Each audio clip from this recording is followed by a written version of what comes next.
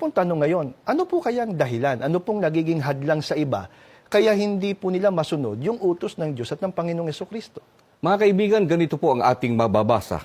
Dito po sa Mateo, sa 16 at 24. Nang magkagayoy sinabi ni Jesus sa kanyang mga alagad, kung ang sino mang tao'y ibig sumunod sa akin, ay tumanggi sa kanyang sarili at pasanin ang kanyang krus at sumunod sa akin. Mga kaibigan, ang nagiging hadlang po sa iba kaya hindi po sila makasunod sa utos ng ating Panginoong Jesucristo at ng ating Panginoon Diyos ay ang kanilang sarili mismo.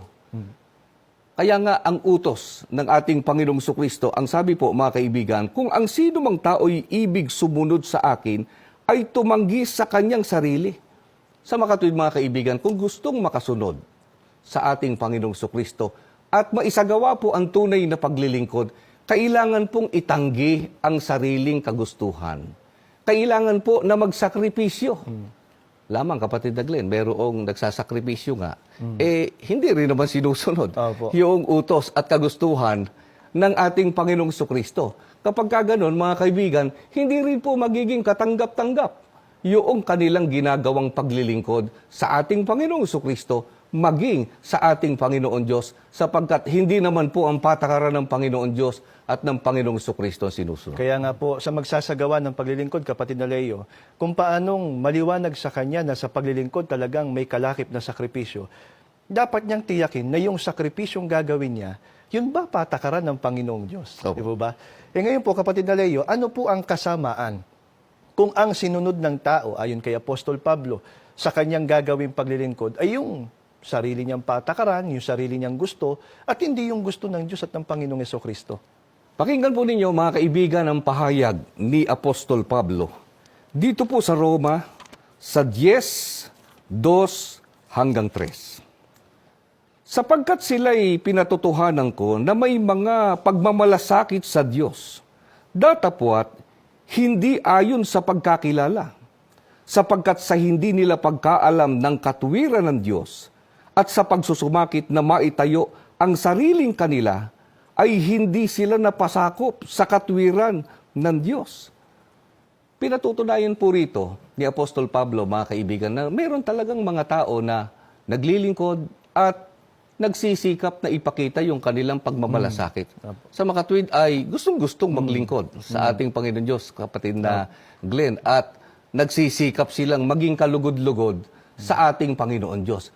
Kaya lang, mga kaibigan, ay hindi po nila ginawa o sinunod yung katwiran ng ating Panginoon Diyos. Yung sarili po nilang katwiran, yung sarili nilang pamamaraan, ang kanila pong sinunod at hindi po sila napasakop sa katwiran o sa kalooban ng ating Panginoon Diyos. Kaya, mga kaibigan, nawawalan din po ng kabuluhan ang ginagawa nilang paglilingkod sa ating Panginoon Diyos, sapagkat hindi naman tatanggapin ng Panginoon Diyos ang ganung uri ng paglilingkod na mali ang batayan. Hindi nakasalig po doon sa patakaran o pamamaraan na ipinag-uutos ng ating Panginoon Diyos. Kaya masasayang ang ginagawa po nilang paglilingkod. At wala namang sino mang may gusto na masayang yung ginagawa nilang paglilingkod. Totoo yan, kapatid na Glenn. Kaya nga mga kaibigan, upang ang gagawing paglilingkod ng tao ay magkaroon ng kabuluhan at maging katanggap-tanggap sa ating Panginoong Diyos, napakahalaga po na ang masunod ng tao ay kung ano ang patakaran at kagustuhan ng Panginoong Diyos. Kanina pa po naririnig ng mga nakasubaybay po sa atin yung terminong patakaran. Ngayon, alamin po natin, kapatid na Leo, ano po bang patakaran ng Diyos sa mga taong magsasagawa ng paglilingkod sa Kanya? Aling utos ng Diyos yung gusto niya na dapat masunod ng tao? Dingin po ninyo, mga kaibigan, itong nakasulat sa awit sa 100:2-4, ganito po ang ating mababasa. Mangaglingkod kayo na may kasayahan sa Panginoon. Magsilapit kayo sa kanyang harapan na may awitan. Magsipasok kayo sa kanyang mga pintuang daan na may pagpapasalamat at sa kanyang looban na may pagpupuri. Mangagpasalamat kayo sa kanya at purihin ninyo ang kanyang pangalan. talagang utos po ng Panginoon Diyos na ang tao po ay maglingkod sa Kanya, pumuri sa Kanya, at sumamba sa Kanya. Sapagkat ang totoo, kapatid na Glenn, ay itong katutubong pananagutan ng lahat ng mga tao na nilalang ng ating Panginoon Diyos. Subalit, para po maisagawa, mga kaibigan, tandaan po natin ito. Para maisagawa po ng tao ang karapat-dapat na paglilingkod sa Panginoon Diyos, mayroon pong ipinagagawa ang Panginoon Diyos sa tao. Alin po yung kapatid na Leo? Na yun nga yung patakaran ng Panginoon Diyos sa maglilingkod sa Kanya. Ang sabi po ng ating Panginoon Diyos, ang sabi sa Biblia, magsipasok kayo sa Kanyang mga pintuang daan.